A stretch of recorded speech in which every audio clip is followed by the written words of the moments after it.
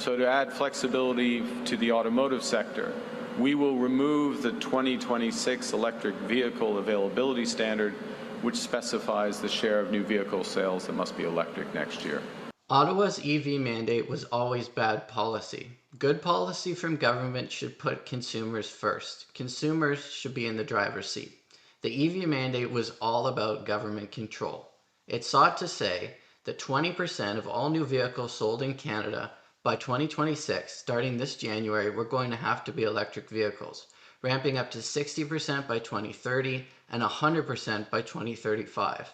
Essentially, it was going to stop consumers from being able to buy the cars that they want to buy, and consumers would have to buy the cars that the government dictates that the government wants consumers to buy. That's not a Canada we want to live in. Thankfully, Prime Minister Mark Carney has announced that he is reviewing the policy. He has delayed the implementation of the policy and suspended the requirement for 2026, and there will be a 60-day review of the overall policy. He's doing a clumsy retreat, saying that he's going to delay this mandate. So now, businesses who would otherwise consider investing in automaking here in Canada will have to put that investment on hold while Mark Carney dithers for another year to try and figure out how he can ban people from putting gas and diesel in their trucks and cars. Mark Carney can't even get his flip-flops right. Now, this 60-day review cannot be an excuse for the government to simply rebrand the scheme, for the government to simply delay the phase-in of the scheme, or for the government to offer bigger and bigger subsidies to try to strong-arm consumers into buying the cars that the government wants it to buy. Instead, the government needs to learn from its past mistakes. It's wrong to try to force consumers into buying the type of car that the government wants it to buy. And the reality is, the government's EV mandate exists because the government was trying to prop up the electric vehicle industry here in Canada and in North America. The government in its mandate admits it's all about creating an electric vehicle supply chain here in Canada, and it's not all about the environment, as we all know.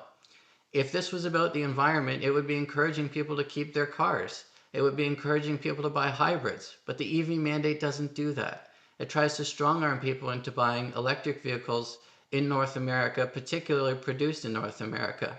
And the reason is that governments, including the federal government and the government of Ontario and Quebec, have invested over $50 billion of your tax dollars into trying to prop up the EV industry here in Canada and in North America.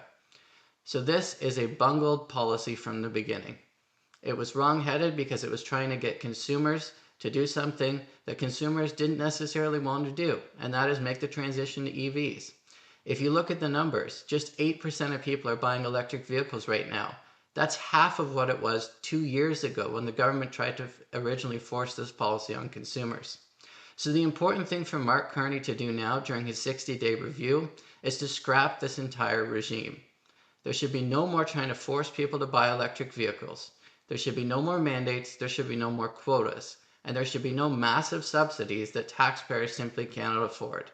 It is time to scrap the entire system. It is time to walk away from this wrong-headed policy of the Trudeau era, and it's time to chart a new path forward.